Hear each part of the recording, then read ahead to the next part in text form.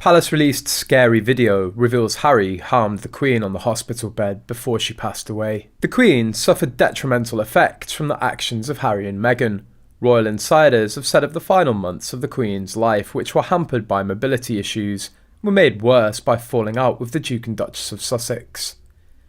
Palace staff recently released a shocking video alleging that Harry threatened the Queen before her death. Specifically, he called the Queen and asked for the royal inheritance.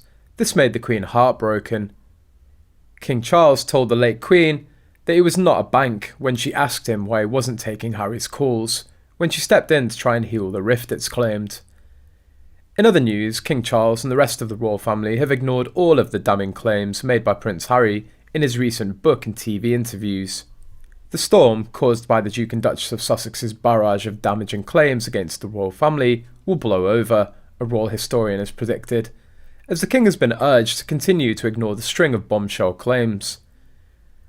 Dr. Cindy McCreary, an Australian culture historian who specialises in the British royal family, said Charles is playing the long game and expects that people will forget about the allegations over time. Senior royals have carried out a business-as-usual approach to the claims, continuing with their royal engagements and refusing to comment on Harry's memoir, a move that appears to have washed well with the majority of the British public.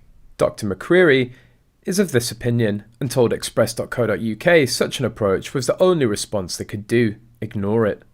She said, "Time heals all wounds, Charles is playing the long game and Harry doesn't have much left in the tank in terms of further revelations." The historian predicts that we've passed the peak of royal drama from the Sussexes and added, "Charles just has to suck it up and carry on and hope that over time people forget about it."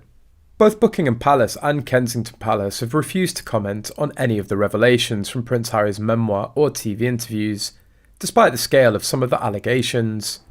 The Duke of Sussex claimed the Prince of Wales physically assaulted him, that Charles and Queen Camilla's office would brief the media against the Sussexes to improve their image, and are no longer on the front pages, and that Charles didn't hug him after he told his sons about the news of Princess Diana's death.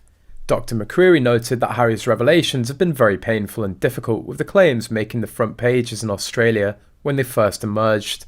The story is no longer as prominent, she said, but they've left people with a bad taste in their mouths about the British royal family.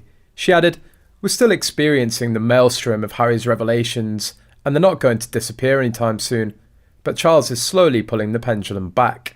Her comment summer's recent polling in Australia highlights mounting support for the republicanism. The survey, conducted by Resolve Strategic for the Sydney Morning Herald, shows a 5% jump in those in favour of a republic in Australia.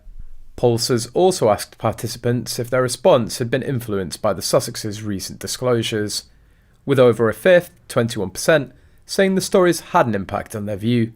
Of the 21%, 14% said they were now more likely to support a republic, and 7% said they were less likely to do so. 1,606 voters were surveyed as part of the poll.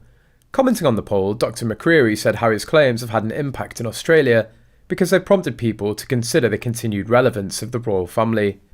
Australians are starting to think things could be different, she said, adding, "It's caused people to think, is this really the best we can